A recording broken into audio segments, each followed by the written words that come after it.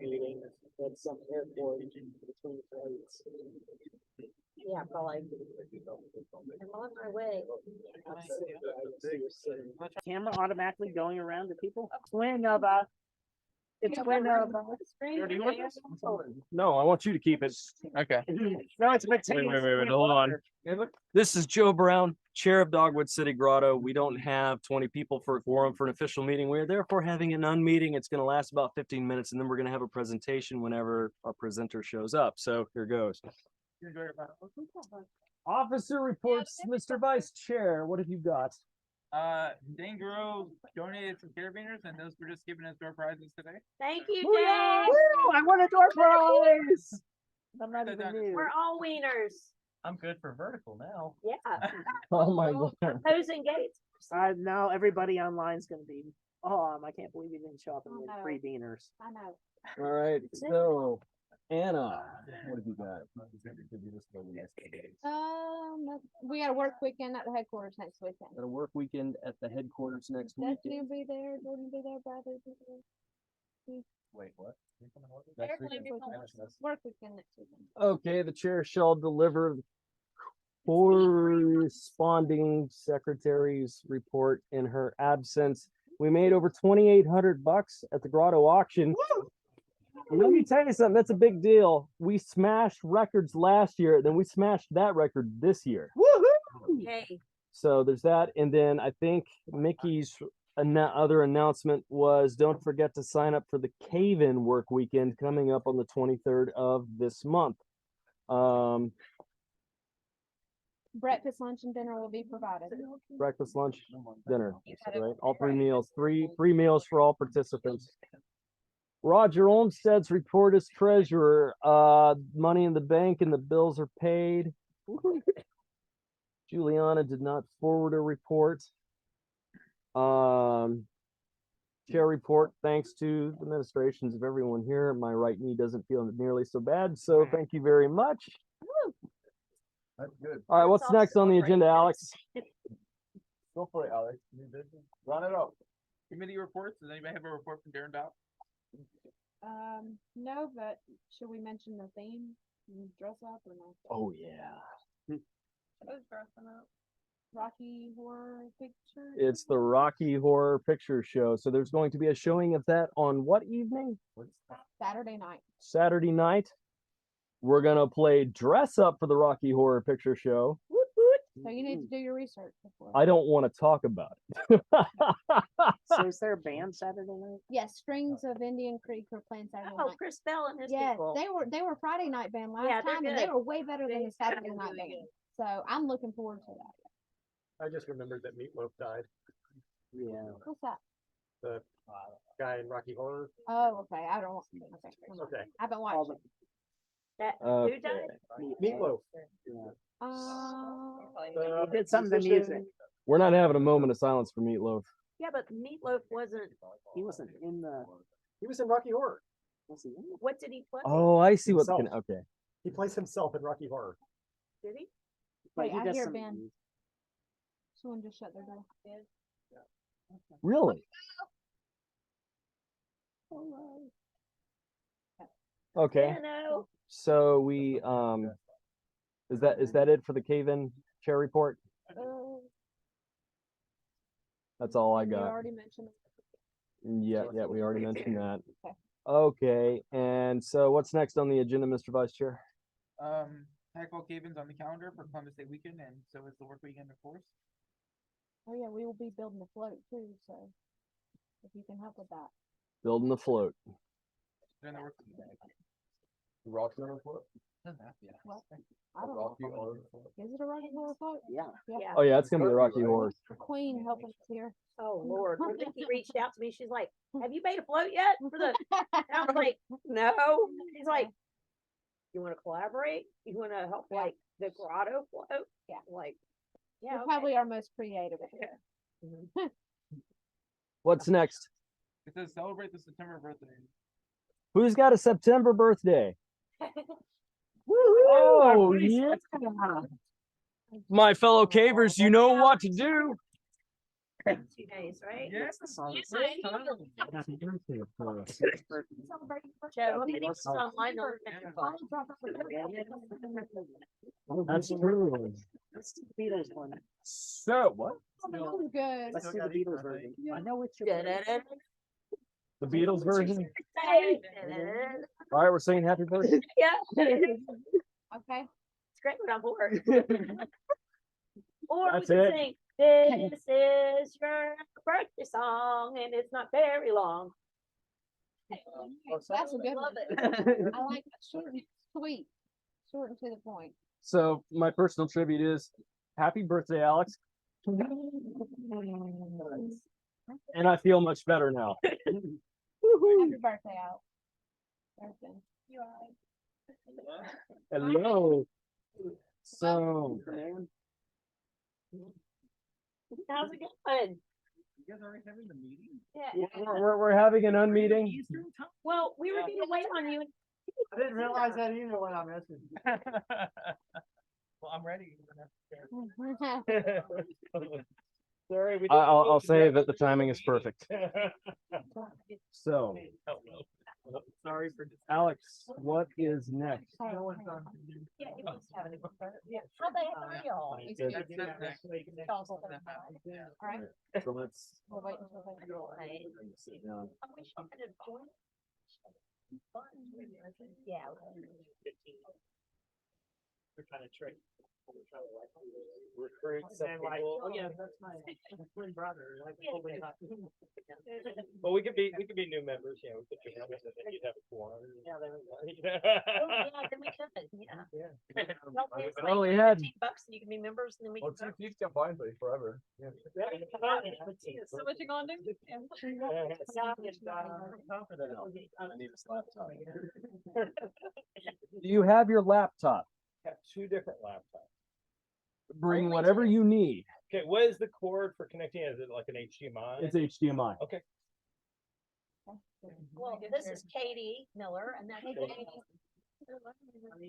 they're super sweet people. We love them. See ya. Good to see you. If you need any help or anything.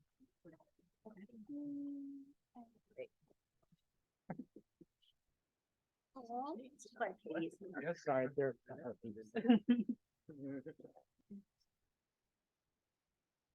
Both Ben and I work in the USPS.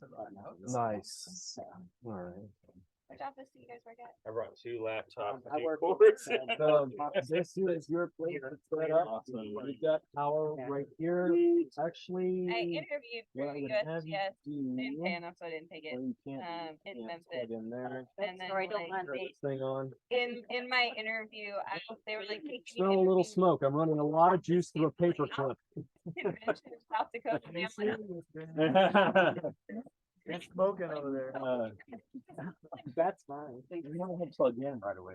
so it's a Yeah. chair, don't want to a overload the system. big grotto in Arkansas. And Okay. Fun is yeah, it was like 10 minutes of a lot of time just chatting. While you're setting up. Uh-oh. Oh, no, here, I'll log in first. She's So, like, oh, my So, son is I need to Boy get Scout. you We're gonna be doing onto things. Tell Zoom. me all about it. So Like, I have automatic Wi-Fi leaving, like, coming push. off of this phone. And You ever? Oh, Hey, it's a community Zoom. Okay. I'm super medicated. Oh, I'm I happy. have Wi-Fi. And my yes, mom was I right have outside. Wi-Fi that I She's can like, create. Well, it's the thing, it's like got a hotspot running right here. Okay. Just get you online. Sure. oh, she said I was 3 times You doing have that. Zoom And I on was this? never crying. I can connect in via browser. Caving. Specifically, how many times did my mother told you she was in labor for 47.5 hours? Hey, man, I just sent you the Zoom link. Oh, okay, awesome. Just a second. Yeah, I don't think there's any, Connect to mine. It's really fun. if they're recording, because no one's on Zoom. So I'm not good at keeping my mouth shut. So It's nice and hot. there's two options of Well, I talks. missed it on Saturday. So I gave a talk to East Tennessee Grotto on Wednesday. That was Fern Cave, Dorton Knob, and Little Sequatchie. I also have like an expanded Dorton Knob only, Grassy Cove only. Oh, thing. that was. So Which one do you want? Oh, we love going deep into the juice. Deep Dorton Knob? Okay, awesome. Okay, we'll do that. Yeah. Okay, so let's see here. Okay, so I got that. And then let's see. Hold on. So in HD1, I need to do my job here. Yeah, we had heard. Don't sit on my phone, otherwise. Okay. Were we supposed to vote on your talk then? Yeah. You could vote on the, yeah. It's feel too free to late. We vote. are- we I don't already- care which. Oh, what did we talk, what did you talk about? Dorton Knob, we're going to Oh, yeah, Dorton Knob. Dorton Knob. That's the one I want. Grassy Cove, yeah. Dorton Knob. Mhm. So watch meeting. Watch meeting. Yeah, I put you on that side so you could do that. I just saw myself there. But I don't think you're, no, I don't think it's being zoomed. I don't know if he's recording it. I think it's so being far, zoomed. that's Or weird. whether it's gonna have to later. Yeah. But we're like all talking to measure. It's all, it is being recorded. Giving birth and everything, and I'm like, yeah, recorded. Oh, that was good. I'll get a recording of us being honest. See, am I? Yeah, this thing is. Yeah, I could just present with my belly. Yeah, that's good. I think I've got a Sharpie. Hey, everybody. Join me. Oh, I'm on there too. Awesome. I was there. Glad everybody got to see it.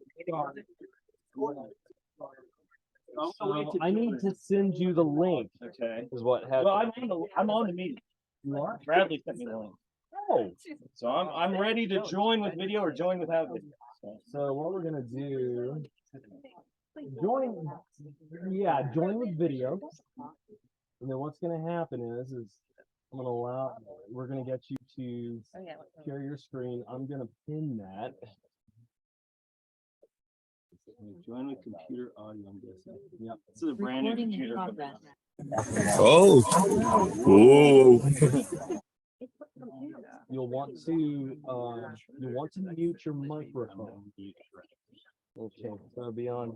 I see what you're looking at. Okay, The forest would lead us. I guess it's time for the You hard need to part. put your chair underneath there. So before we go into the, turn your sound down, man. Oh, Not mute. there we go. Probably already.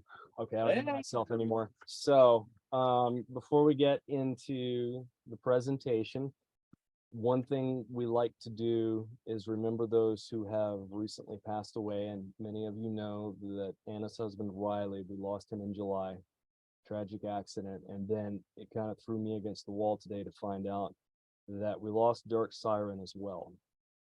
And so normally what I do is call for a moment of silence. We can do that, or we can tell a story or two about each of them. So who's got a story about Riley?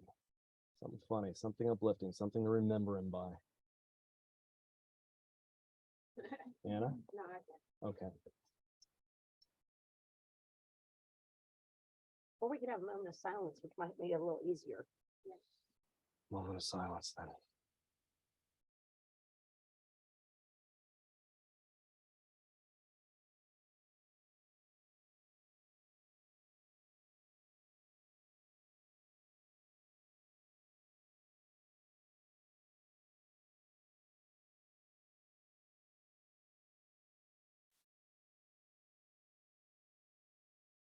Okay. Does anyone have a story about Dirk? I do. I didn't hardly know the man. I met him at the Huntsville kayaking trip over in Alabama. And he just walked up and introduced himself, and I'll say I didn't really know him at the time. But he paid me the highest compliment I've ever received, and I don't like to repeat it, but he caught me completely off guard and really gave me the warm, fuzzy feeling. And I didn't know the guy, so I can't help but think if I had known the guy, it would have been much warmer and fuzzier. So here's to Dirk. All right. Should we be concerned that there's a lot more smoke coming out of that now? I will say, no. It's burning the plastic insulator off that wire. So what happened is that this fuse didn't survive either. No one talk fast. Well, the idea is it's a deep cycle marine battery powering a 300-watt inverter. But for some reason they stuck this little pissant fuse in line. I don't understand why you'd do something like that. Anyway, the paper clip is working. It's burning off some plastic. I'm just getting high off the fumes. Don't worry about that. It's working. Okay, so Alex, is the next thing on the program the presentation? Yep. Okay, so this is where I'm gonna have to go around. So, Miller, what I'm gonna do, share screen and change it so that options, all participants can share. You can do member introductions. Huh? You do new member introductions? I was gonna do that after the presentation. That's fine. Okay. All right, so I'm going to unpin this. Okay, at this point, you can share. And this is gonna probably look really weird. So, okay, so now I'm sharing. I'm gonna keep my mic off again. So the mic is right here. Oh, okay, awesome. Yeah. Is it good enough audio for them to hear him? There's All those people. it's just us. There's nobody else. Oh, you're talking about Is that good? Might good enough to hear him. I tell you what, I'm gonna mute.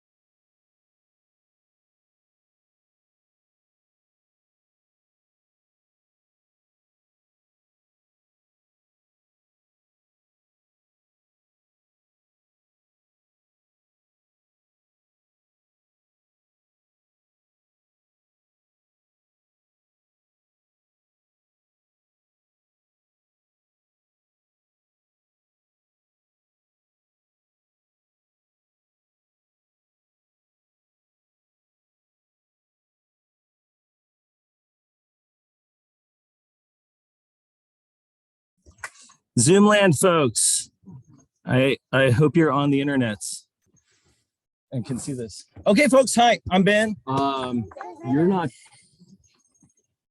Oh, I'm not That's sharing. not I'm being not shared. sharing. That's not Okay, sharing. yep. Give me 2 seconds. And we do have an echo going on. That's weird. Let's see here. Let's share that. Okay. Does someone still have it open on their phone? There's no one else on. You are. Oh, yeah. Are you on Your here? speaker probably is. Oh, okay. That's the That's thing it. that was getting me. I'm Ben. I'm a caver. I'm also a hydrologist. I combine the two inside and outside of work a lot. My day job is with the U.S. Geological Survey here in Nashville. I've been there for about 10 years. I'm now a karst hydrologist there, so most of my studies deal with karst and caves. And so this is one of our volunteer projects, though. This is one that Matt Tomlinson and I have been doing for about the past, I guess, 3 years now. And this is one that a DCG grant was awarded to. And so want to thank you all for helping to push this project further down the road, help us confirm some more things and help us kind of get to the finish line of this project. Because We're just about to do the 2 last injections on this project, probably at the end of September, beginning of October. If anybody wants to go to the bottom of Dorton Knob, even better, the bottom of Serendipity. Anybody? I might. Yeah, the real bottom.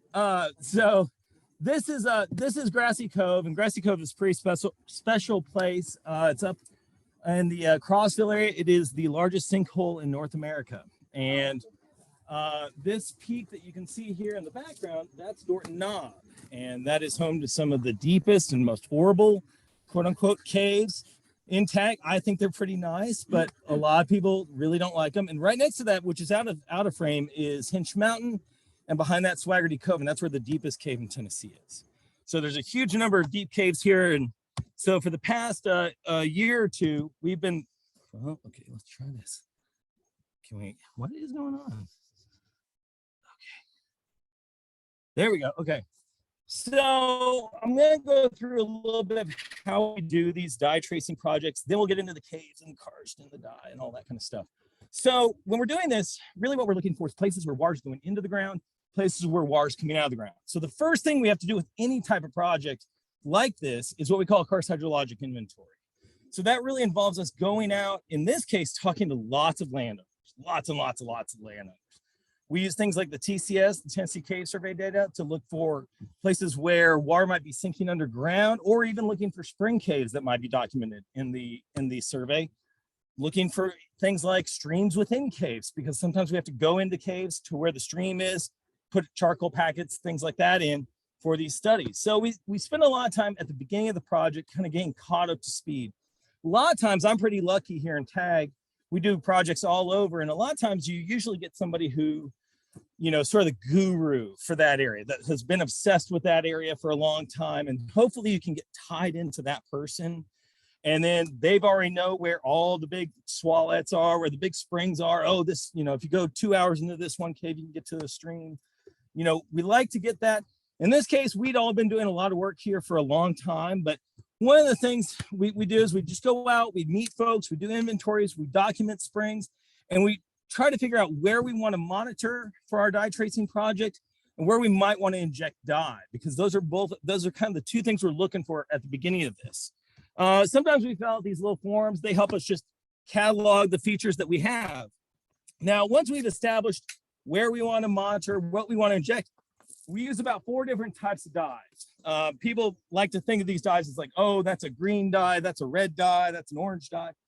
We really look at the wavelength that these dyes have. So we can use all 4 of these: fluorescein, eosine, rhodamine WT, sulfur rhodamine B. We can use all of those at the same time. Now we sometimes have to adjust which dyes we have maybe next to each other. Like, you know, if you're in this cave system right here, in this cave system right here, you maybe need to figure out how you want to stagger your dyes so that they don't overlap and things like that. But these are the ones that are completely non-toxic and we typically use in karst settings. So fluorescein is like, if you've ever seen the Chicago River, St. Patty's Day, they turn it bright green, that's fluorescein. Eosine is kind of an orangish green. Rhodamine WT is kind of purplish, and sulfur rhodamine B is kind of almost a reddish, kind of pink at times. Sometimes we can use Tina Pal, which is an optical brightener. It makes your whites whiter. So that's like what's in a lot of laundry and things like that. But typically what we're doing is we're using these little things called receptors, packets, or some people even call them bugs. And they're little, basically tea bags of charcoal. And the charcoal absorbs dye. So we put these in springs, streams, cave streams, places like that. They're what monitor for the dye. Because by the time the dye goes through, a lot of times, we might not be able to see it. We may not be there when it comes through. It might come through at 2 o'clock in the morning, and you might not be there to see it. It might take 8 days. It may take 20 days for the dye to get from point A to point B. So we use charcoal packets so that we don't have to be there. And then we change these at specific timed intervals. And what that allows us to do is say, okay, it got there in 1 day, it got there in 3 days, it got there in 7 days, it got there in 2 weeks. And so we stagger these out to kind of help us figure out how long it took the dye to get from point A to point B. This all usually has to do with also what the accessibility to sites are. We're not going to go to the bottom of Dorton Knob on day 1 and day 3 and day 7 and day 14. You know, we're going to go on day 30 and change it once and hope that we have dye, you know, kind of thing. So that's our primary mode that we use for detecting it. There are other ones that you can use. You can have samplers that pull water out of the stream into bottles, and then you can put those into little vials, send those off. You can actually get what we call field fluorometers. There's now instruments now that you can deploy in the field, and they will look for certain dyes and tell you whether that dye is present or not. They're a little pricey, so I don't have one right now. I'm hoping to get one soon though. This is our technology though. This is a little charcoal packet. This is screening. We now use something called milk socks, which are kind of the filters that they put on milking machines. And the reason is we're doing dye tracing for a long time up in East Fork of the Obi, which is also Cumberland Plateau. It's where Xanadu, Zarathustra, all that stuff is located. And what we found was the flow on some of these springs was so much that your packet would kind of do this the whole time. And what would happen is sometimes it would hit against the rock and you would come back to an empty packet, which when you've hiked like 4 miles in to change that packet, it's a really big bummer. And so we've gone to using the milk socks because we 99 times out of 100 usually have charcoal that's reachable in there. And so that's our technology. There I am changing it. So what we do is like, you know, we'll attach it to a piece of wire, and then we'll attach that to, like, say, I sometimes use washers, sometimes you use a rock, whatever, just to keep it down in the flow so the water is going over that packet. And then this is us doing a dye injection. This is fluorescein. So it actually starts out as a red powder and turns into green. This is young Ben. This is like 16, 18 years ago or something, my first dye trace. I know. Look how thin I was. And then what we can do is using this data, we can say, okay, well, we put dye in here, we detected it here, here, and here, and here, and we can start to map out our karst groundwater. Because as you guys know, you guys just went in a giant tunnel that ignores topography. You know, you cannot easily detect these caves from the surface features or anything like that. It's where we can get in to where we can actually access the stream. And so this is some work from Jim Quinlan. He was who did all of the Mammoth Cave stuff. This is Mammoth Cave right here. This is Connection Weekend. You guys heard? Did you guys hear about? Yeah, cool cave. But you know what Jim would do is he would also incorporate sometimes cave survey into these maps where they knew there was a stream in the cave. And so where we can have that data, we like to, but I deal with this on a day-to-day basis, dealing with karst systems, is how much of the cave do we show and how much do we have to not show to make sure that the cave is not, you know, shown to the public. You can't easily get there. It couldn't potentially damage the cave or something like that. So that's something we always struggle with. Something like this is great because you can see where the cave is, but are you going to be able to go find an entrance to Mammoth Cave at this scale? No, you know, there's no way. So we get creative sometimes, like when we did Fern Cave, for instance, we showed the cave on the topography, but we didn't show where any entrances were. So, and it's a giant bowl of spaghetti if you've ever seen the line plot for Fern Cave. It's kind of crazy. So on to the karsty stuff that we all love. So Dorton Knob, Hinch Mountain, Grassy Cove. These are located near Crossville. They're in Cumberland County. And Grassy Cove, like I said, is the largest karst depression in North America. It's almost 7 miles long from the northeast end to the southwest end, and about 4.5 miles wide across the upper portion of it. And it's up to 1,800 feet deep. So it is a very, very large sinkhole. In fact, you've probably, like if you've driven around East Tennessee much, you may have driven through it and not even realize you were in a sinkhole. It has a small town in the bottom. So as you come into it, it's not immediately apparent that this is a sinkhole because you can't even see the other end of it. You have to get off the highway and work your way back into the cove to actually see that the mountains come together and don't go down a valley. Yo. What is the definition of a sinkhole versus like a valley? That's a very, well, and see, if you say like, oh, the largest closed depression or all these different things, like people like Pierce Sprouse will be like, well, you know, the Great Salt Lake is actually a giant closed depression. You know, water flows in, doesn't flow. And so if you look at it in that sense, there are bigger like basins, you know, that like might, you know, are out in Nevada and stuff that like might be like where Burning Man is. I think that's another giant basin, you know, kind of thing. That's why I say karst depression, because it's at least this is through the process of karst development that sinkhole has formed. Now it's not like something where it was like, oh, there was a Rumbling Falls room under there and it collapsed and that's what we're left with. No, it's probably slower over time. What we have in this area is we have this giant anticline that is the Sequatchie Valley. And so the top of that anticline, this is kind of like a big arch in the geology. We're going to show this here in a couple slides, but you get cracks in that sandstone because it's being bent, it's being arched. And what happens is that those cracks allow access to the limestone that's below it. We all know what happens when the water hits the limestone, it caves.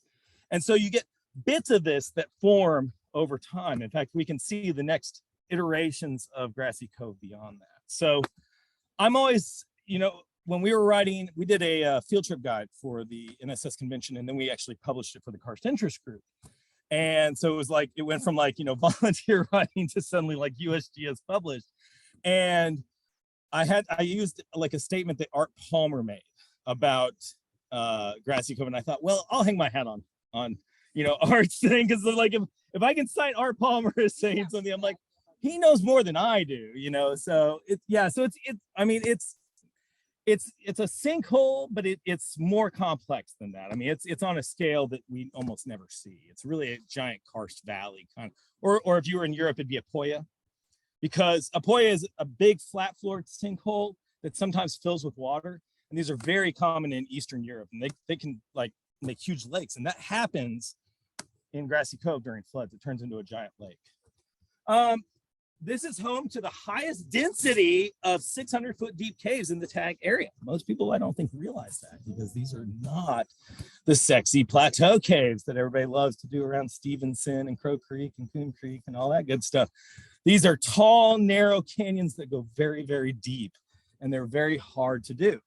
This includes the 942-foot deep Jewett 3, which still has yet to be bottomed from the top. It's very hard. There's a nice entrance in the middle. That's the only part that I will go to. But the upper part of it is a horrible, horrible little cave called Happy Top Horror Hole. And then the deepest single pit in Tennessee is Hidden Well, which is 293 feet deep. That's in 660-foot deep Dorton Knob smoke hole. So if you want to go do the deepest pit in Tennessee and place charcoal packets at the bottom, see me after the meeting. So initially work was done here by Nick Crawford in the 1970s. And Nick was a pioneer in groundwater tracing in karst environments. He almost wrote the book. He was doing this work before most people were. Him and James Quinlan and Tom Ailey really developed this science from it just being, we're going to dump enough dye in here for it to turn green at the spring, into actually being able to use this to do science. And so he did the initial work as part of his thesis back in the 70s. Our hope was really to fill in sort of the gaps in what Crawford had done. He had done a lot of really big scale stuff. He had confirmed a lot of connections that were always rumored or mythologized.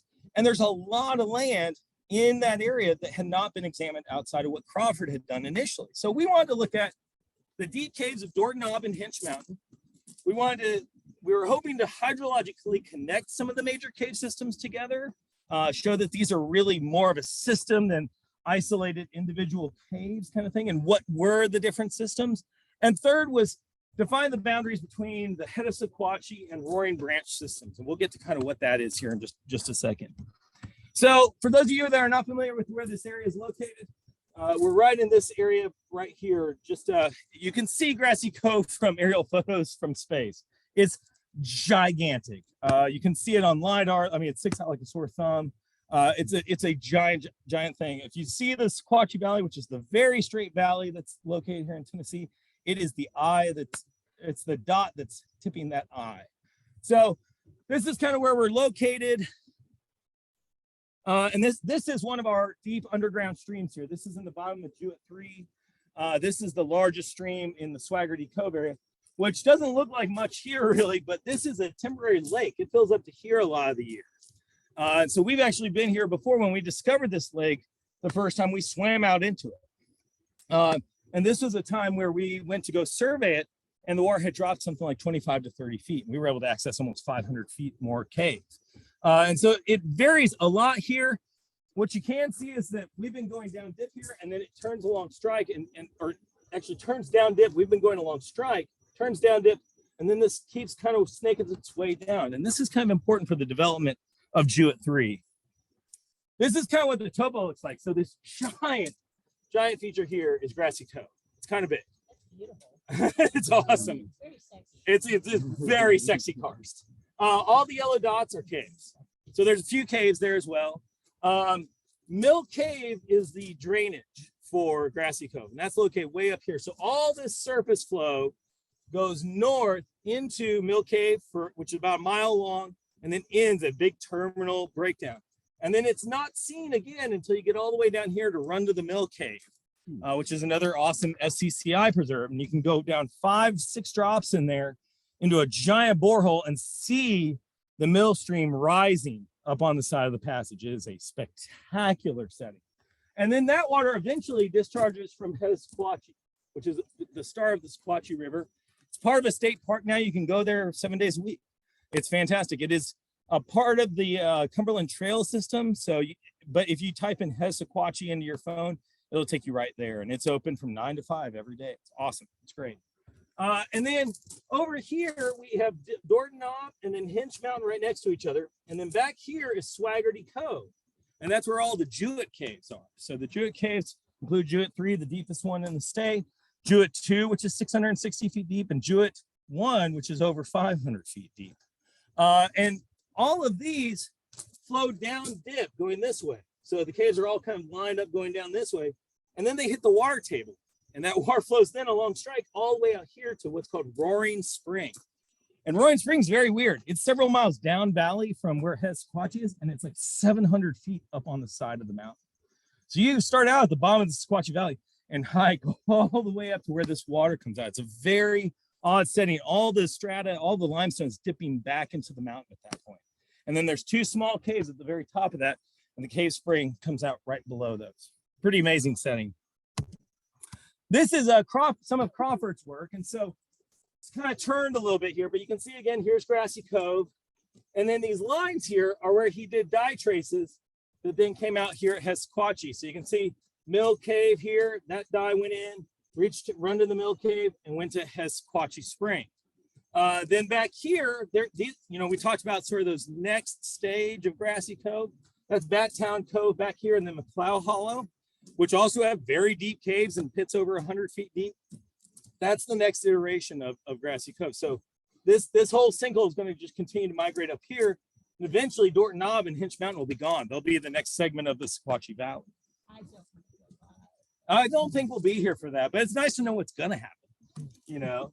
And then kind of back off the map here, this goes towards Daddy's Creek and the Obed Scenic River area. And then down here, one of the things Crawford had done was there is a major sink in the bottom of Swaggerty Cove. And that is where Crawford actually poured dye in. I forgot I had this. I don't have to point at the map. He poured dye in here, and that was the first detection to Roaring Branch, basically. So we wanted to kind of look at some of this. This is the geology we're talking about. So if you were to cut the valley, if you had the Sequatchie Valley here, and you just cut it like this is kind of what the cross sections looks like. So you can see this big kind of what would have been a big arched rock formation here, and all of that's been removed. But we can see that like here on the sides, the limestone is dipping back into the mountain. So we don't get a lot of caves out in the main part of the Sequatchie Valley because of this, because the limestone really needs to be able to drain out the bottom. If the strata was tilted towards the valley, we'd have 1,000 more caves in the Sequatchie Valley. But the fact that it's dipping into the mountain, water can't just keep going into the mountain forever. It's got to come out somewhere. And so this is just not set up well for there being big cave development. Yo. When I'm looking at what you just showed us, yeah, it's confusing to me to think that, I drive up to run to the mill. Right. Out of the Sequatchie Valley. Yeah. And I go uphill quite a ways. Yeah. So Mill Cave has to be higher than Run to the Mill. So yeah. The bottom of Grassy Cove is higher, much higher than Sequatchie Valley. Do you have like elevations? That's a good question. I don't off the top of my head, but I can find out like here right after I get done talking. I will look. Okay. But I mean, yeah, it's going to be hundreds of feet. Yeah, because Grassy Cove must be really. You got to have some elevation. Yeah. And one of the things that's really cool, like, is back in the old days, like they knew of this connection. So there was a mill that was like at head of Sequatchie, and there was a mill that was at Mill Cave. And if the flow got too low at SCCi, they would send somebody on a horse over the mountain to go tell the people at the milk cave mill to release more water. And they knew it took 36 hours for the water to change at SCCi after they talked to the mill people. So it's really neat that like this has been kind of known for a long time, but nobody had ever actually like truly studied it like Crawford did. And Crawford studied the heck out of this. I mean, he's got like a 700-page dissertation. That's awesome. It also goes into Lost Creek Cove over by Sparta. There's some stuff about Buggy Top down the Southern Plateau. There's another site that he does that's eluding me right now. But this is kind of what we're looking at. And as you go up valley, this kind of just continues to narrow in. And so when you go into Run to the Mill, you're actually kind of like going towards you guys. And so that's why if you've been to Run to the Mill, the ceilings are all tilted kind of thing. So you're on this side of this big fault right here. So kind of the water features for head of SCCi. This is the main head of SCCi spring. And so this is where the SCCi River starts. And it is a little cave. It's not much. I'll show you the map here in just a second. We mapped it during a drought, and I guess it was 2017 we were able to get in there. But we think that this is kind of what we would call a constricted orifice. So it's kind of the pipe is only so big, so you can only squeeze so much water out of it. There's an overflow spring that's located just around the side of the mountain there. And so for instance, we can squeeze a total of about 60 cubic feet per second out of this spring during like big floods. It gets up to 60. We measured 800 coming out of the overflow spring. So it's absolutely the pressure release valve for the system.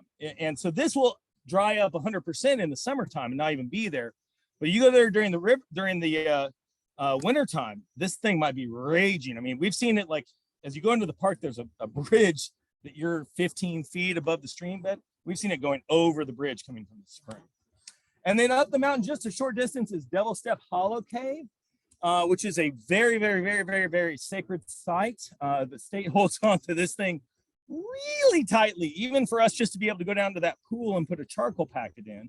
But luckily for all of us as cavers whose curiosity cannot be quenched with knowing that what does the inside of a closed cave look like, they have done a fly-through LiDAR photogrammetry of the entire cave that is awesome. It's like 7 minutes long, and it takes you through the entire cave, shows you all the petroglyphs that are inside there, the footprint. It's world class. Warren White watched it like 4 times in a row when I showed it to him the first time. That was Jan Shimmick and Alan Kressler and Stephen Alvarez and all the Ancient Archive folks. Your buddies, you know those guys. You know, you're probably in there lighting it up. I mean, this is the map of Devil Step Hollow Cave. So this is the big collapse sink. There's a little pool here, and then this is where the petroglyphs are, where the footprints are, and some of that kind of stuff. So not a super extensive cave system, but what's kind of neat is this rise pool. We're a very short distance from the downstream sump and Run to the Mill. So we're really right up against Run to the Mill. This is SCCi Spring. You can see kind of the tilted strata that we have in there. Most of the time, I would say this whole cave is probably underwater, except for this, you know, these little upper upshoots there.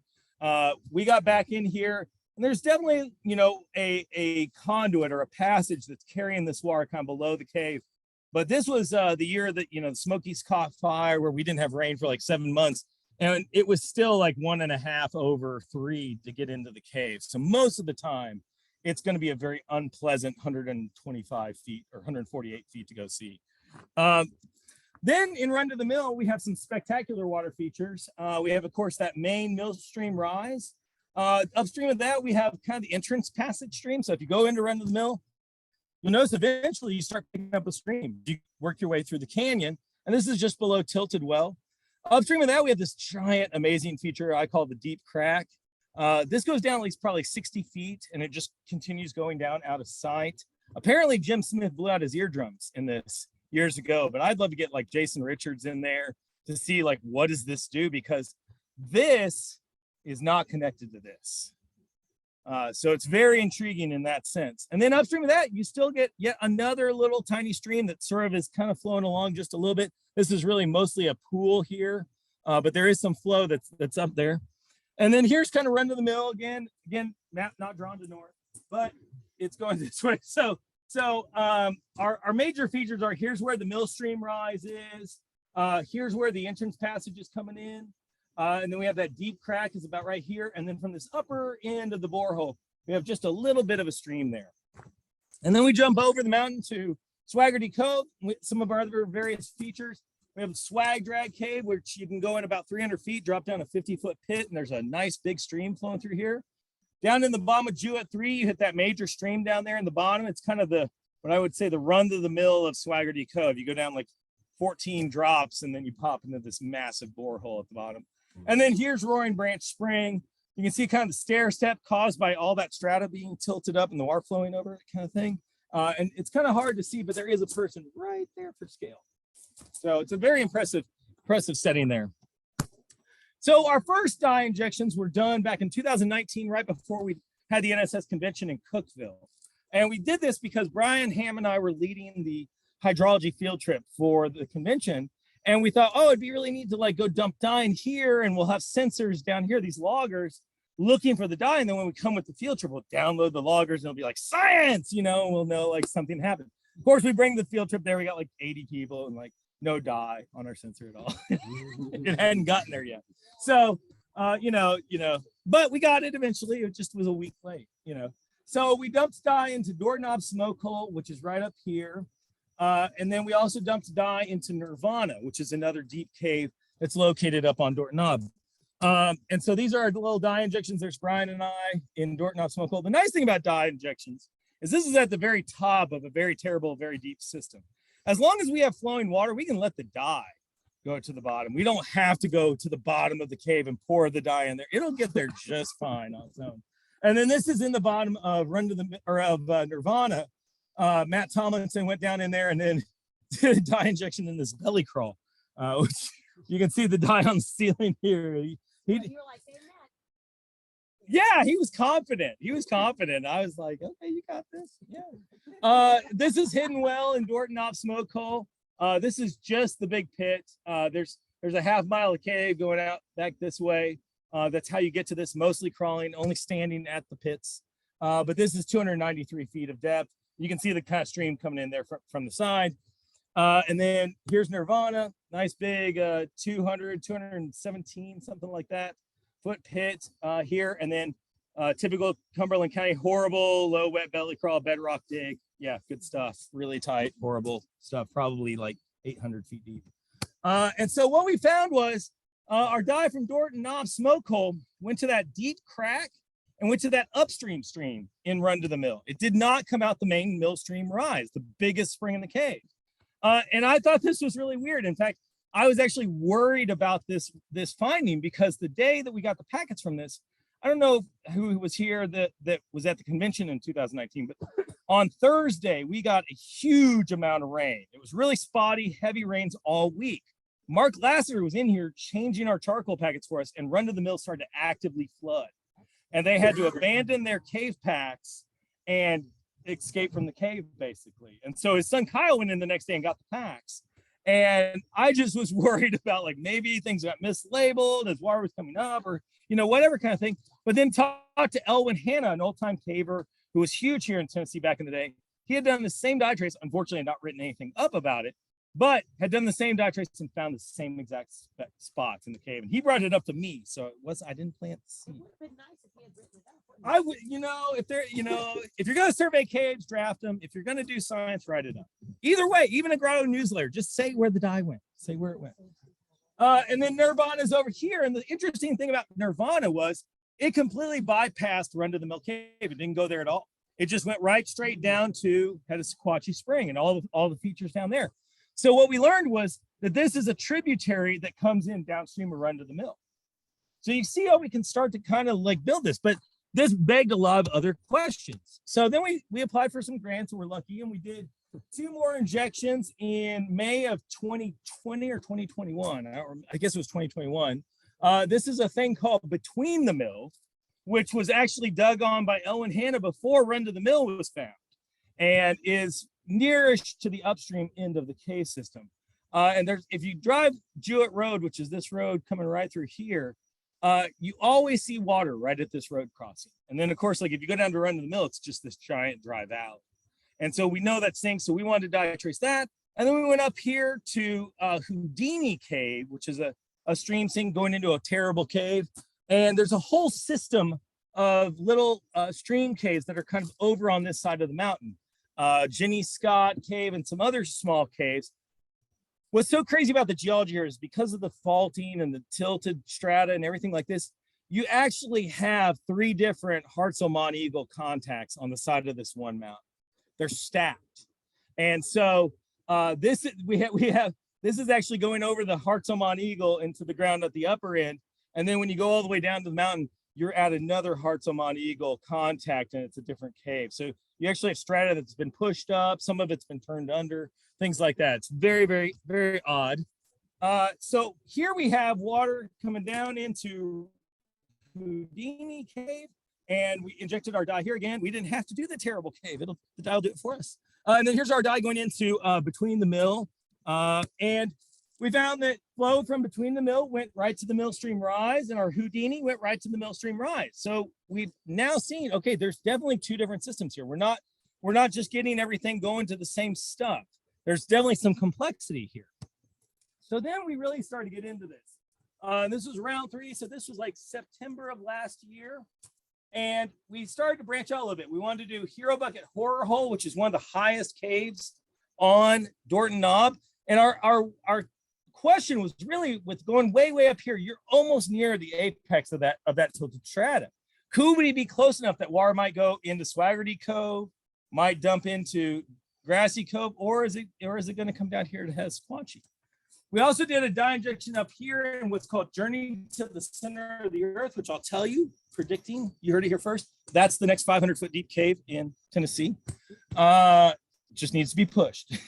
There's 2,000 feet going downstream from this one, 1,800 feet going upstream from this one, and super strong airflow, super strong dye trace. Yeah, so why hasn't it been pushed yet? Justin Hookman pushed it. And so ask him what it's like. I don't know. You know.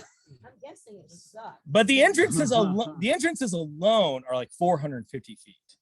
And then you go down into Swag Drag. And so it's like, yeah, there's absolutely a 500-foot deep cave there. And then we also did Jewett 2, which is one of the infamous terrible Jewett caves. This is Jewett 2. And what's interesting about this is, so dip is going this way. So these are all flowing down dip. And there's actually 2 independent cave streams that do not connect together. And so what we were interested in is, do either of these streams connect to Jewett 3? Because we've got that big deep stream in the very bottom of Jewett 3. Are we draining these other caves into that? Is this the true base level, or are they all independent of one another, kind of thing? And just to give you an idea, here's the profile. And you can see it's just like you can almost map the dip with just the cave map here. Profile of what? I can't read. This is Jewett, just as Jewett 2. Oh, okay. So your entrance is right here. So you go in and then you hit the stream and then you just go all the way down here to 636 feet deep. And I don't think there maybe is one little drop once you get in the cave, but most of it's climbing and crawling and everything. Mike Green says it has every type of crawling you could ever imagine. So, and they have really good lead going upstream in Catbone Dome that they claim will make the cave over 700 feet deep. And this is just to show you the mess of caves that are in Swaggerty Cove. So in pink is Jewett 2. So you got this cave stream coming along here and this one here. This blue is Jewett 3. That's our new deepest cave in Tennessee. You can see this big borehole down here. And then there's actually another Jewett cave, which is Jewett 1, that's uphill from this, and is this in purple here. And so this fall, we're going to put dye into Jewett 1 and see if that goes to Jewett 3.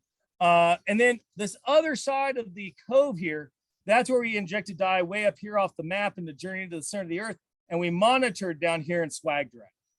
And so we wanted to see, were these systems on the north side of Swaggerty Cove, were they connecting into Jewett 3 going to the spring? Is Jewett 3 just basically the main drain? So that was why we were working there. This is kind of what the Jewett 3 profile kind of looks like. It's a little funky. It will go through this upper part here, and several times it'll breach the Hartzell sandstone where you think that, oh, it's finally going to pop open or we're going to get a 400-foot pit. and then it'll go back up into the Hartzell. And then it'll come back down out of the Hartzell, and then it'll go back up into the Hartzell. And it isn't until you hit this very large sinkhole here, which is the Jewett 3 entrance, and it finally breaches and stays breached. And then we get 10 quick drops in succession down to this big borehole down here. What is interesting is the dip is so steep in Swaggerty Cove. If you were walking down the creek bed from up in the valley, you go backwards through the plateau sequence. So you go Monteagle, Hartzell, Bangor, Pennington, because everything is tilted so much up. You actually walk backwards. Does that sort of make sense? Yeah. A little bit, kind of. It's really cool. It's a very odd place. And then Matt Scope Creep Tomlinson is, of course, my colleague in all this. And so, we're almost done with some of our stuff, and Matt starts talking about venturing into Grassy Cove, and we could just go do some cool stuff over there. And like, wouldn't it be neat while we're already doing all this? And so he talked me into last fall doing a dye injection here into Kimmer Pit. And the idea was, we have all these smaller cave systems around here. And I say smaller in a very vague sense, because some of these are 5 or 6 miles long. But these things will, come off the mountain, drain to little springs at the base of the mountain, and then flow into Mill Cave. And our question was, as you got down here and you're actually closer to head of Sequatchie, if you put dye in here, is it going to cut under the mountain, or is it going to go, all the way around? Is it going to take the 14-mile route, or is it going to take the less than 2-mile route? And that was kind of our question. And so in September and October last year, we injected dye into Journey to the Center of the Earth Cave, Jewett 2, Hero Bucket Horror Hole, and then Kimmer Pit. It's a little hard to tell what's going on, but basically we have a little waterfall up here that's coming down, and then the dye is splitting, going into this big crack and into this big pit right here at Kimmer Pit. And what did we find?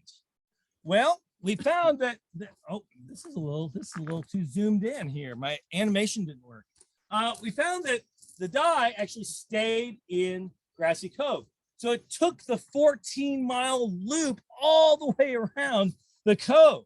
It went way longer than if it had just gone under the mountain.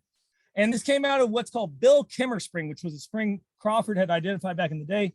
There's a deep cave up on the hillside above this called Milk Sick Cave. It has the largest room in the Cumberland County cave and has a pit almost close to 191 feet deep or something like that. And then our traces here in Swaggerty Cove went down. We connected Journey to the Center of the Earth to Swag Drag Cave, very strong dye trace.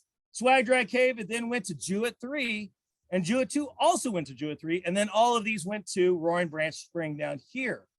Our Hero Bucket Horror Hole, we detected at the Mill Stream Rise in Run to the Mill Cave. I think it's got to be geology. I think it's got to be the structure that it's under the influence of at this point. And so, not far after you get past Grassy Cove and you get those 2 other little small coves, this big anticline, that's the reason the whole valley and the sinkholes there, it plunges.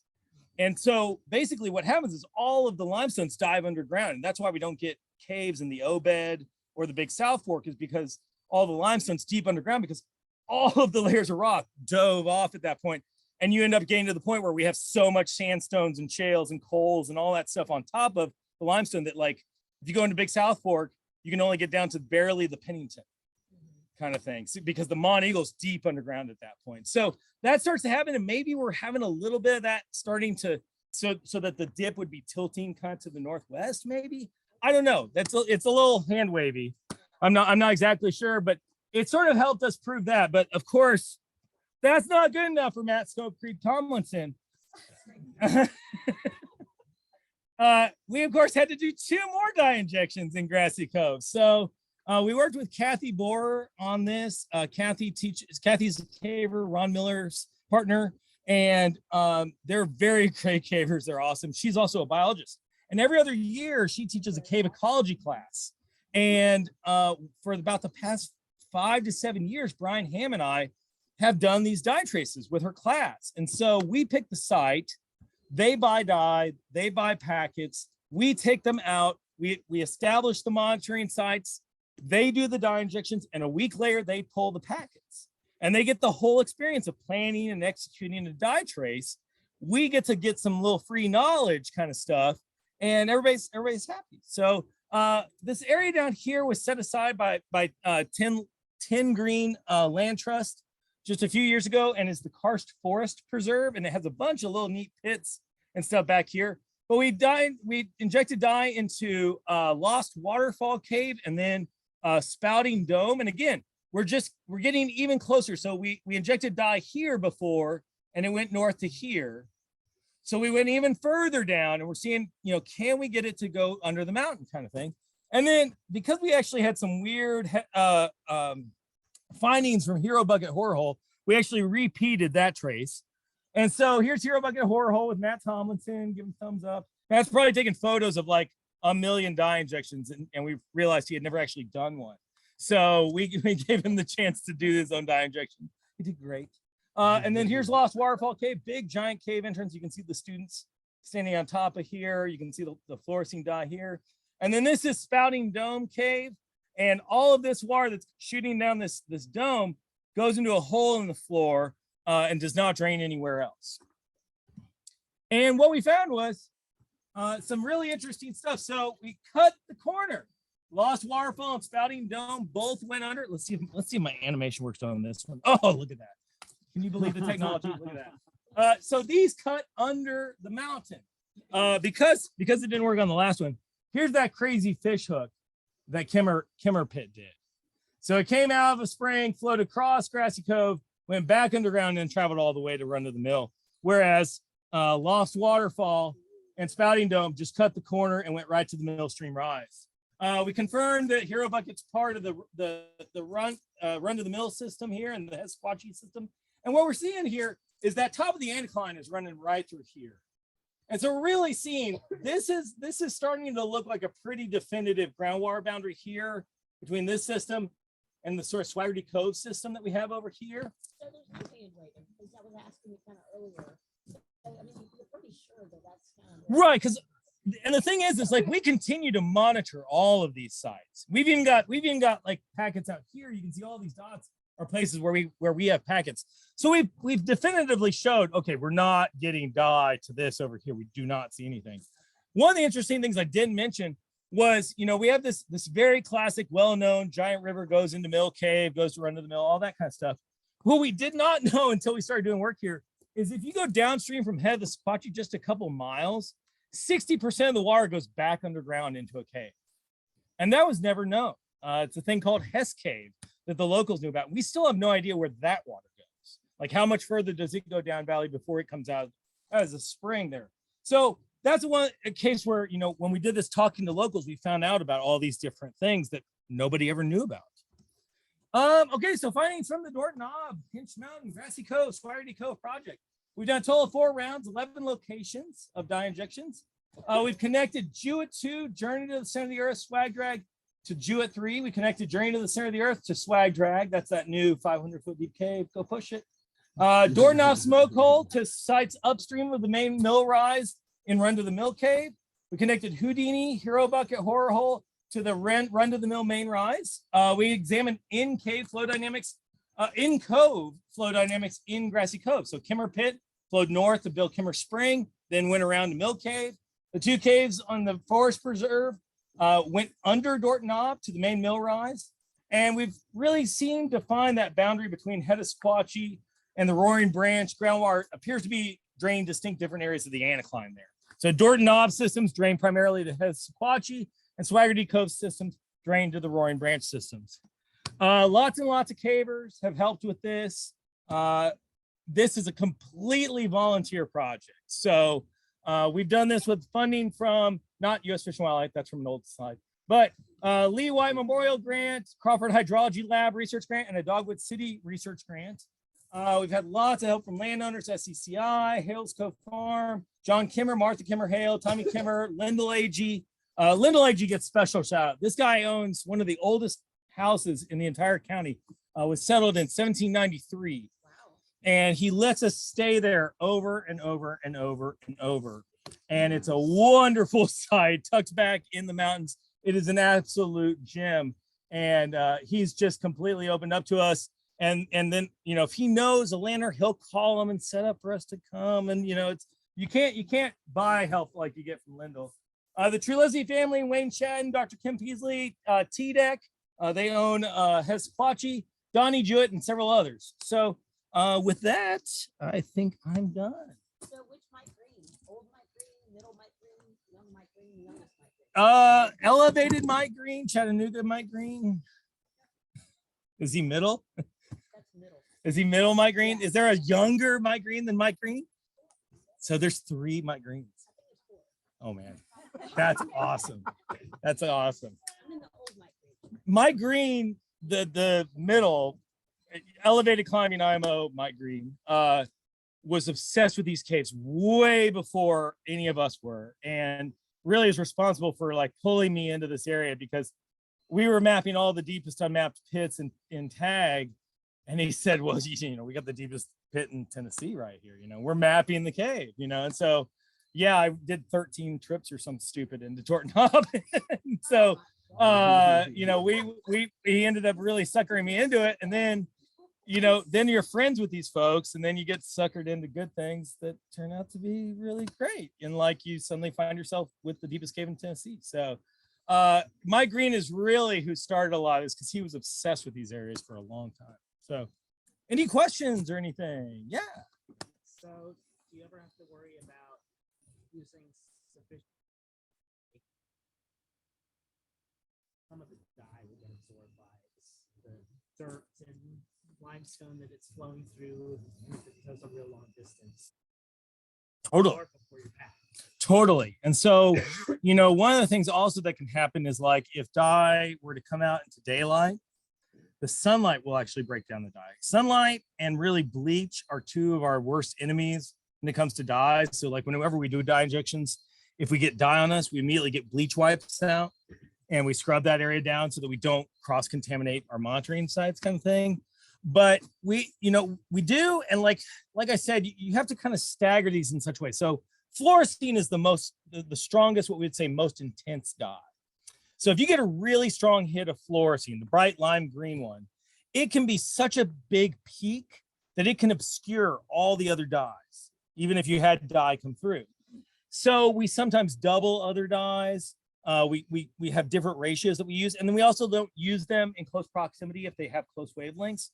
But we also stagger this with not wanting to turn everything colors when it comes out, which we did do in Grassy Cove. Apparently we turned Grassy Cove red for like 3 days. And it happens. It does happen sometimes. We try not to. And like for work, I'm doing a bunch of stuff with drinking water springs. And that we particularly don't want to like dye municipality spring for, you know, 3 days a week or whatever, you know, kind of thing. There's a paper ballad that was made years and years ago called like Mrs. Smith's Little Green Ducks.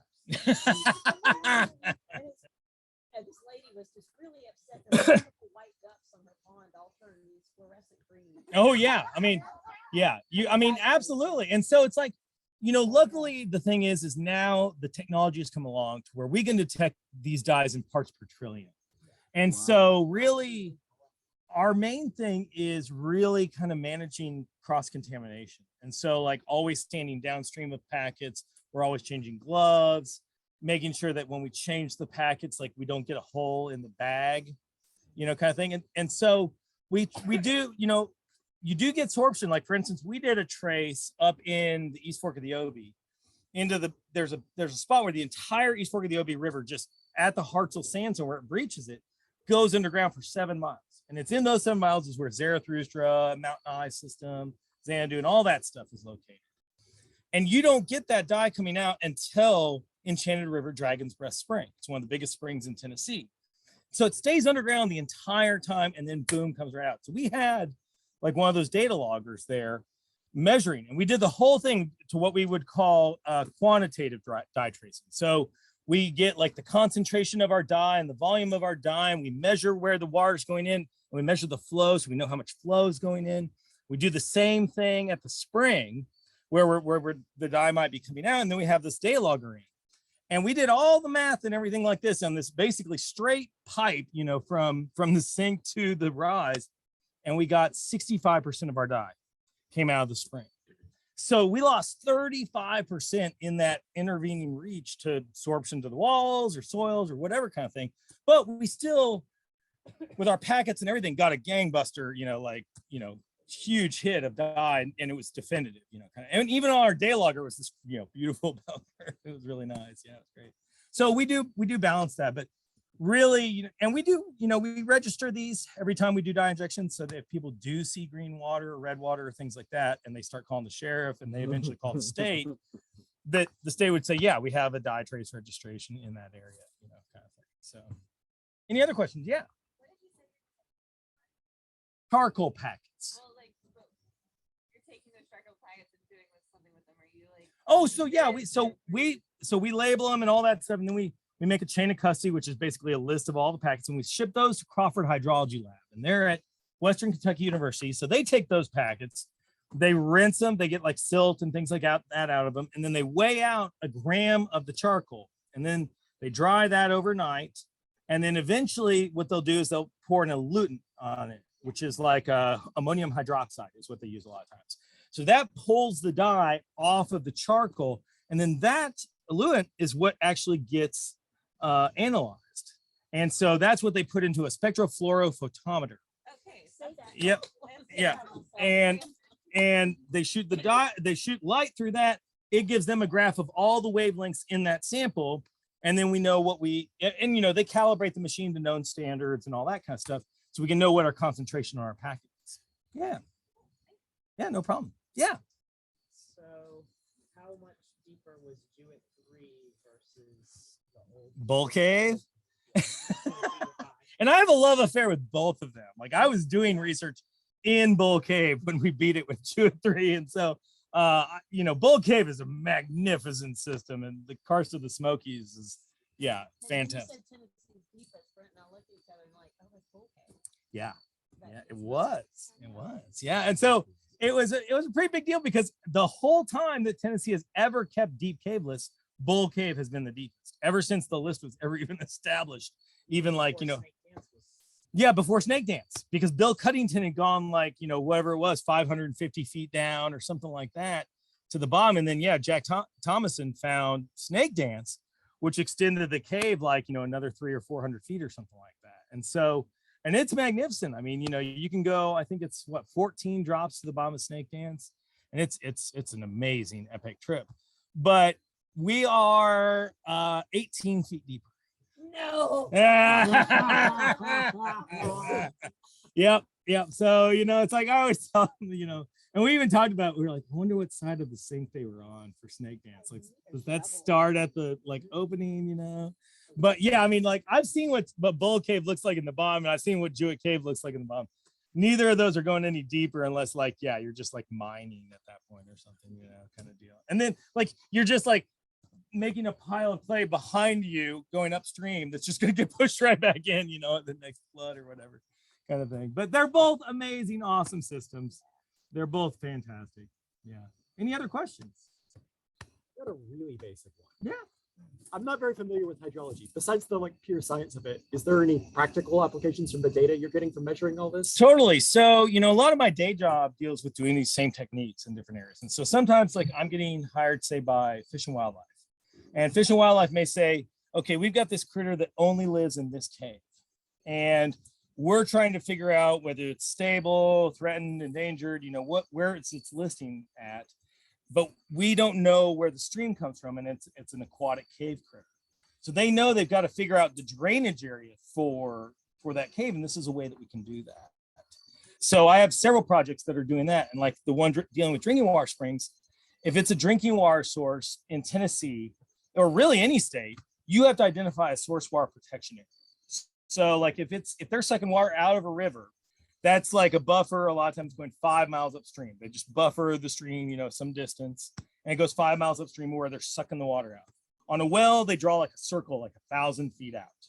That's the source water protection area. But springs are kind of like this redhead stepchild. And like a lot of times it was just the guys at the water plant, and they're just like, these few hollows or something like that. And so what we're doing is we're going in and we're doing dye traces within those areas that they've said it is, and right next to them. And for instance, there's one community that we did here, and it appears that their area is in the completely wrong spot. And they didn't know it was until they had some contamination issues. And they were pretty sure where the contamination was coming from, but it hadn't been proved or anything. So what this can help us do is, like, if something does happen in the karst area, a spill, you know, any number of things, a contamination event, it helps us know where is that going to go, and sometimes how long is it going to take to get there. So if we had an endangered species, you might have a chance to go in and try to save some of those, try to mitigate whatever's getting ready to come through. You might have an idea of, like, is that going to get here in 10 hours or is that going to get here in like a week? Yeah, I would guess even the DOT really needs that kind of data for, like you were saying, hazmat, like spills for 18-wheelers. Totally. Totally. See where that's going to. And so, like in the Smokies, what they were concerned about was, like, Cades Cove is a limestone valley. The floor of it is limestone. And they were concerned about, is there any chance that, like, all the development that's going on in Tuckaleechee Cove could be sinking underground and going to Cades Cove? Or could it be sinking underground and impacting the water quality of, like, Bull Cave or any of these other big caves there? And luckily what we found was that really the water was sinking into the park and flowing out, kind of thing. And so you can start to show some of these to help land managers to figure out, you know, what is the watershed of a spring or a cave, whether that's for a critter or for drinking water or something like that. But that's kind of why we do some of these studies. Yeah. And just to follow up,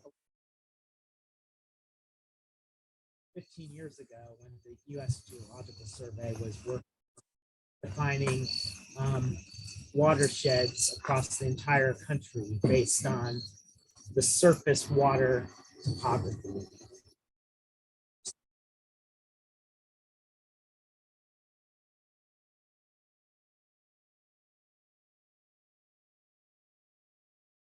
Basins are not total just from the surface water hydrology.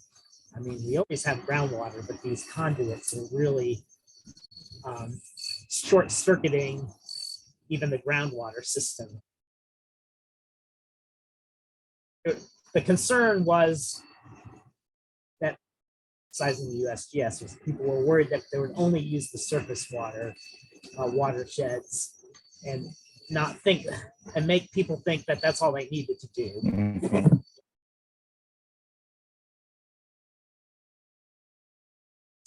And when they were doing that, when they were creating this national hydrologic data set, Grassy Cove was a key example where they knew Grassy Cove did not have a stream that connected to the main Sequatchie Valley, but they knew that it was included within that watershed. And so when they drew the watershed boundary for the Sequatchie River, it went up and included Grassy Cove, but they also didn't like try to force some like stream up and over 1,000-foot tall mountain and back down the other side. And so there was definitely thought put into that. And that's one of the best examples of where they used this, what they knew at least. And so what we're trying to do is, like, my hope eventually that doesn't exist right now is to create sort of like a national viewer of dye tracing data, because different states will host dye tracing data, but like Tennessee, for instance, doesn't have a way to look at any past dye traces or anything like that. Kentucky has data you can download, Missouri has data you can download, Florida has data you can download, but it's all these disjointed things. And my hope is someday that you could go to a website and you could see, here's the dye traces that have been done, kind of thing. So we're working towards that, hopefully. Hopefully that occurs in my career. If you don't have that, how do you not know that you're not like recreating the wheel? And so that's where we're limited by what somebody wrote down or what somebody documented. I mean, They are sometimes. Because, totally. Yeah. Elwin Hanna, there was stuff up in the East Fork of the Obi, and even in the Collins River where we were doing dye tracing, and people were like, well, so-and-so did that. And it's like, please show it to me, please, like, show me the money, I mean, it's just like, because like, I mean, like Dorton Knob, I had found years ago when you could still search the karst information portal for grotto stuff, I had found this article saying that somebody had dumped dye, which I guess was probably Elvin Hannon now looking back on it. Somebody had dumped dye in Dorton Knob, and it was just like in the meeting minutes for the National Grotto from like 1967 or 72 or whatever it was. And then it was like, there was no follow-up. It was just like, oh, they dumped dye. And then it's just like, it's just like, and it just like, and it disappeared, and so it's like, that's why I say like, so like for us, my hope for this project is we're going to write something up for the Tennessee Caver, which is the Tennessee Cave Survey newsletter. We're also going to do probably an article to include in the 2024 convention, which is going to be somewhere in Southern Tennessee, Sewanee or something, or maybe Chattanooga. I don't know. I've heard different things, but it's down there somewhere. And so this fits in. And so we did that same thing with our East Fork OB stuff, our Collins River stuff. We let our article and document the Enigma stuff in Central Tennessee. So even if it's just in a guidebook that the NSS convention has, those are all scanned and available digitally now. So we're increasing the availability. And then like, I'm the bibliographer for the Tennessee Cave Survey. And so like anything like this, it's like, hey, we would love to have that information, but a lot of times it's just not there. So sometimes, yeah, sometimes we are like doing the exact same thing that somebody did 40 years ago. We just don't have any way to prove anything. So yeah. I'll just add a comment to that. So as a scientist, it's, you know, finding, you know, things in,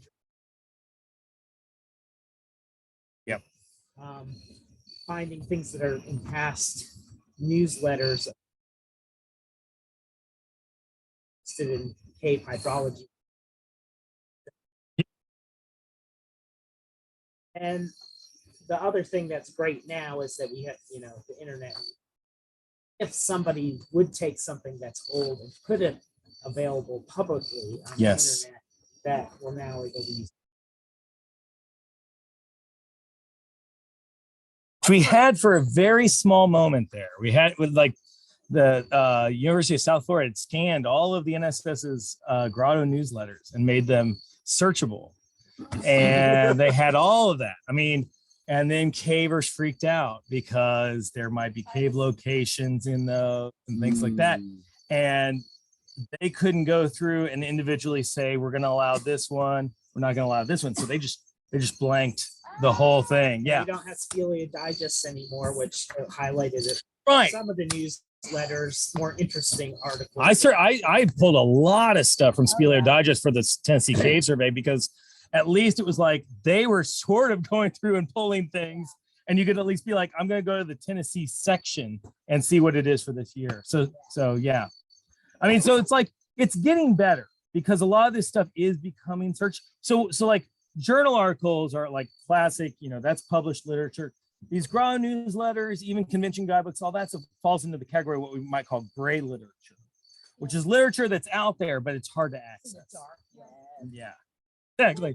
But I do feel like that over time, we're going to see more and more of that get scanned, get character recognized, and hopefully come online because, you know, it is a tremendous amount of information. There is a tremendous amount. Yeah, that can be very useful. And so, yeah, I mean, yeah, and if anybody's interested in helping out with the Tennessee Cave Survey bibliography, also come and see me. Hashtag non-sexy cave jobs. You can learn a lot. Huh? Well, I mean, Dogwood City Grotto is one I'm working on. And so you just go through the PDFs of the individual things and you sit there and go, is there anything about Tennessee in here? And if there is, you extract those pages and you save those with a naming system that references the cave number in the Tennessee Cave Survey, has the name, has the author. We put that in a table. Yeah. Hey, come see me. Seriously. Yeah. Yeah.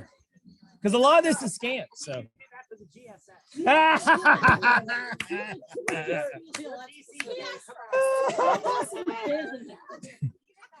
We got a lot more caves. It's quality, not quantity.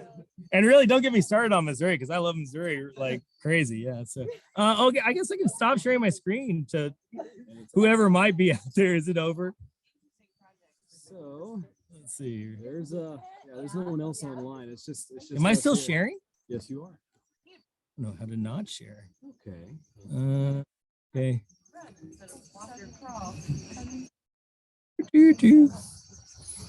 Well, okay, I'm just gonna stop video. So, oh, so there's the stop share button, top of your screen, center of right. Oh, I can't see it here. Okay, so hey, okay, over there. Hey, Ben, Yeah. tell us about what the CRF is doing at Ozark. Ozark operations. Yeah, what's that about? That's the best CRF there is. So CRF Ozarks. No, I'm serious. Like, I love CRF Ozarks. Like, I live an hour from a big cave that they do a lot of, and I drive to the Ozarks. So in Missouri and Arkansas, CRF has acted as like a liaison between, like, say, state parks, Mark Twain National Forest, Buffalo National River, Ozark National Scenic Riverways, all of these different agencies that have caves. And we go and do cave work for them because they can't afford to have people who go out and do work.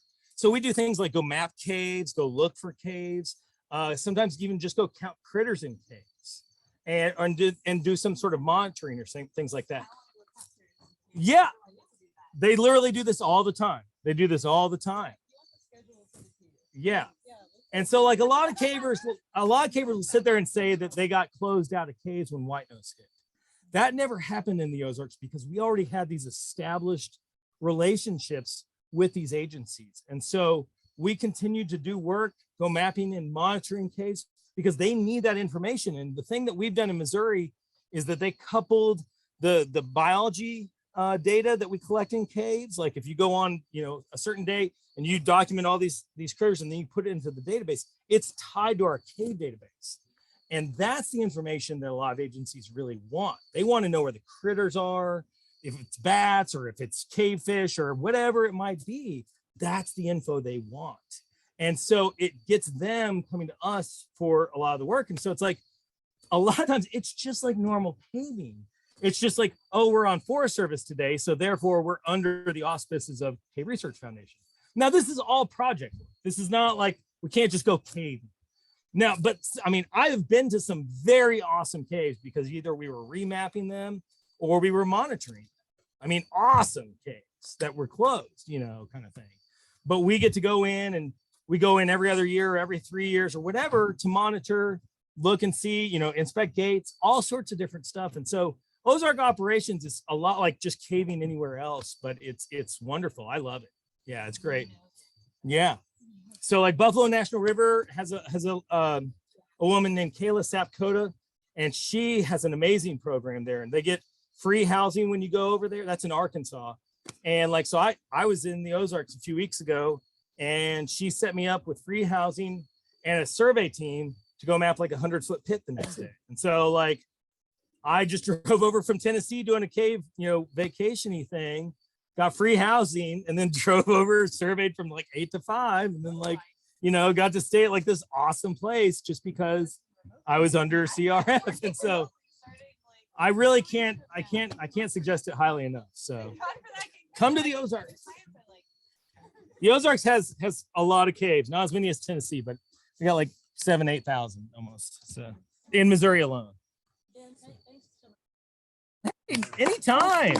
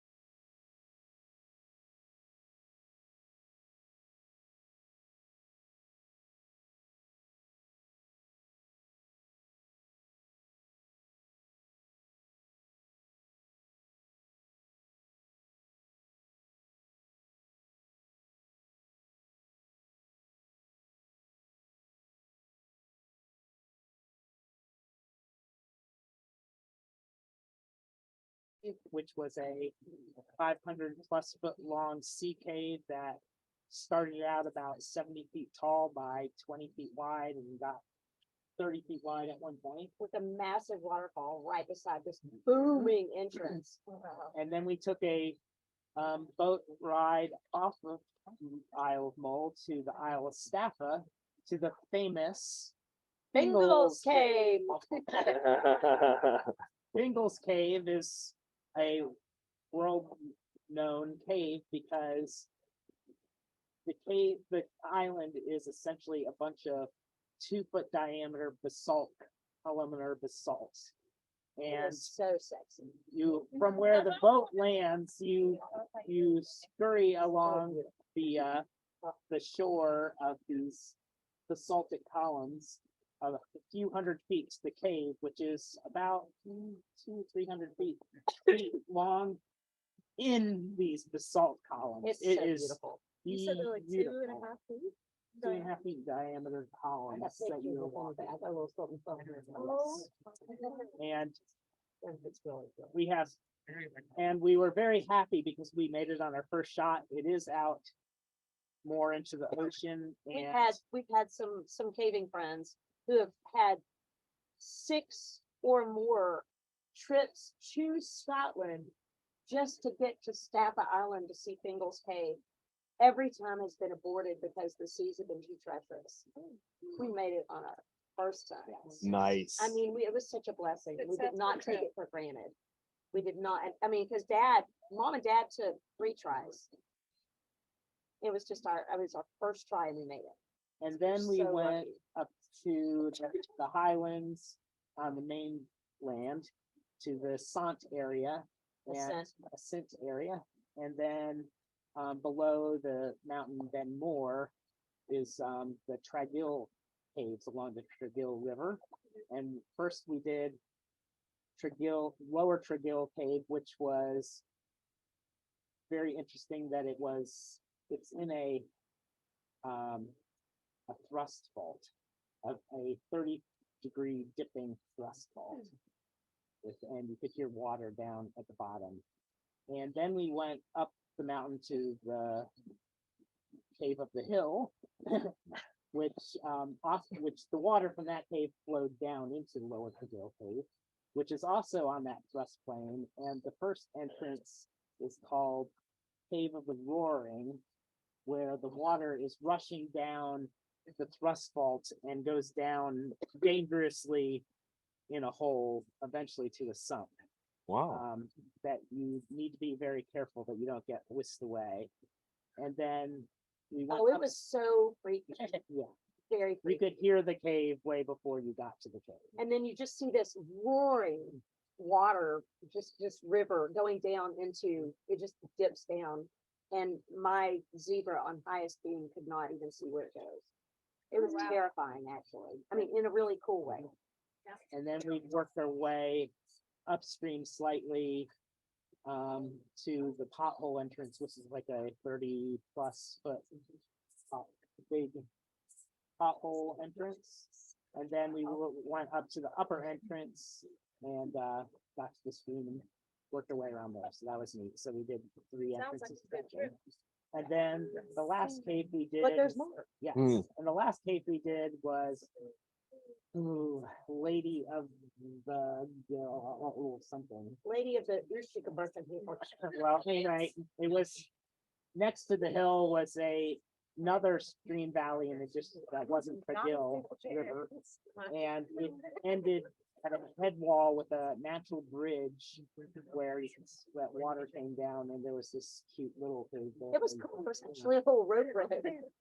Yeah, there was a rope bridge and we just climbed up there and had, it was really just a really couple of cool. just 100 or 200 feet. Nancy chimneyed up and was able to get up on top of the natural bridge. Yeah, and he took a picture. In fact, I didn't even know I was on the natural bridge, kind of. He's like, "Oh, you're at the bridge." No, the thing we were looking up at. Okay. Yeah, so. we took And a couple there were a pictures. lot more caves that we could have visited, but we just didn't have the time to do Were it. they as pretty as our caves? I mean, well- everything is very different. Yeah. Like if you look at Staffa, You know, I mean, if you look at Fingal's Cave, which we're looking at right now, I mean, you can't compare. Yeah. I mean, every cave is beautiful in its own way. My understanding is that if we had gone further down the Cave of the Warrens, that one of the most beautiful rooms in Scotland is in there, but I'm not clear if you could actually get to it without diving, or if there was a way around the first or second. No way in heck I would try to get down that water. But yeah, No way, no way. but we did see that first cave we did, Treville, Lower Treville Cave did have a lot of soda straws and blush heights in it. Surprisingly well decorated. I love collect lights. That's like my favorite Yeah. formation. Anyway, we've talked enough. Sorry. Move on. Is there any other business? Nope. No. Okay, chair motions to adjourn the unmeeting. Second. Third. I'm not. And without any objections, we are adjourned. 8:59. 8:59. Good night. Kind of cold though, right?